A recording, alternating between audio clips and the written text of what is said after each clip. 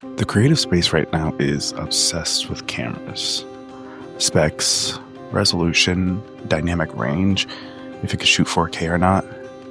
But that's not the thing that makes your image look great.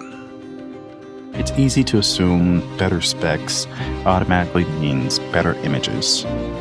And we convince ourselves the next upgrade will finally make everything look better. But it won't.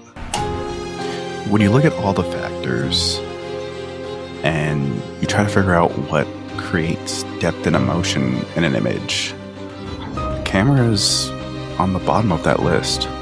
You have the camera, lenses, location, color correction, but above all of it sits lighting, shaping everything, whether you realize it or not. It changes everything. I understand why people avoid it, myself included, because when you see a film set or a high-level YouTube studio, there are lights everywhere. Big softboxes, hard sources, bounce cards, flags, and all of it looks intentional. But if you don't understand why one light is soft and one light is hard, and why placement matters, it can feel like it's chaos. But it doesn't have to be.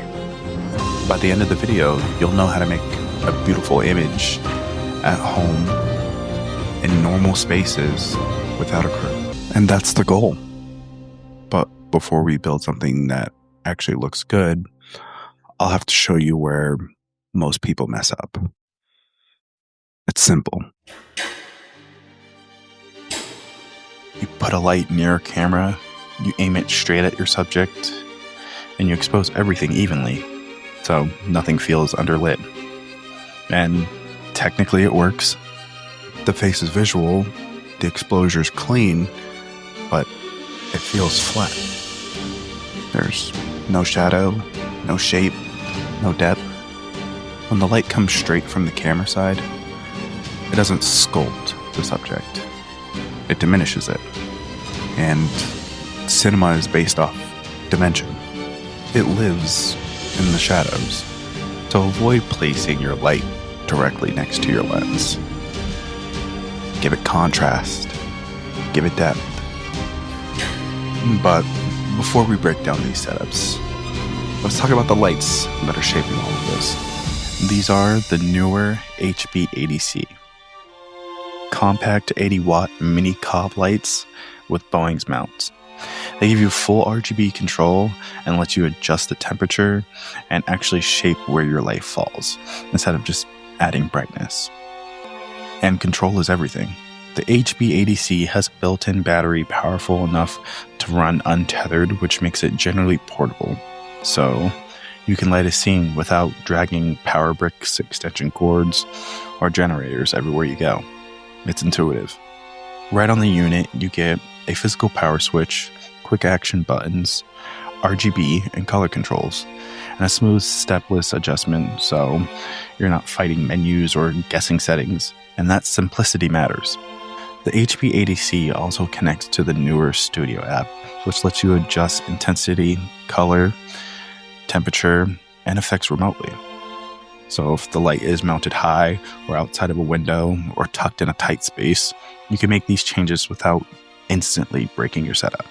And because it has a full-size Boeing's mount, that means you can attach a bunch of modifiers like spotlights or softboxes. In this scene, I want to make it look like the TV is lighting the scene and not like there's a random softbox on the side of the camera. So we mount a small softbox right above and slightly behind the TV, letting it act as a practical source. We angle it down, feather it forward, and control the spill so it wraps naturally across the face without blasting the entire room. And now the light feels motivated, even though technically it's coming from above the screen.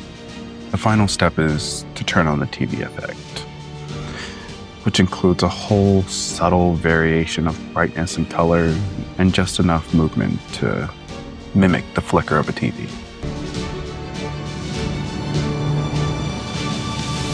And that completes the illusion. Let's move to my small kitchen. Here's something that tutorials will not emphasize. Your subject doesn't always have to be the brightest part of your frame. Sometimes the shadows are the story. When you let part of your frame fall into darkness, you create emotion instead of eliminating it. Let it breathe. And scenes like this small kitchen is a perfect example. There's a phrase in filmmaking: light spaces, not faces. Lighting a face means exposing someone. Lighting a space means shaping the entire environment so the person belongs inside of it naturally. That's immersion. When you light your space, you gain freedom. You get to move through the scene. You get to step forward, step back, change composition, and the lighting still works. And it works because it was built for the scene, not the face. This is a 2-light setup. Right now, I have one running through a reflector, gently filling up the space and creating the overall ambiance, while I have the second light more focused, directional, shaping it so that it looks like sunlight is peeking through a window.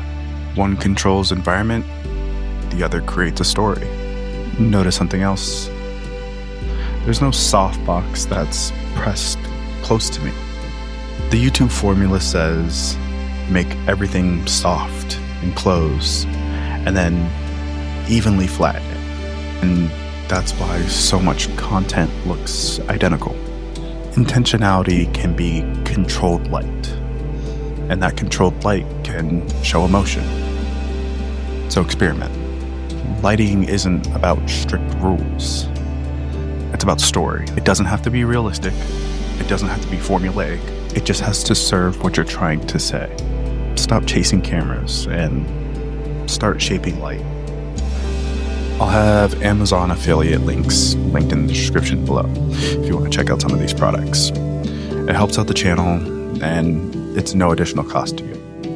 And as always, learn, create, and share.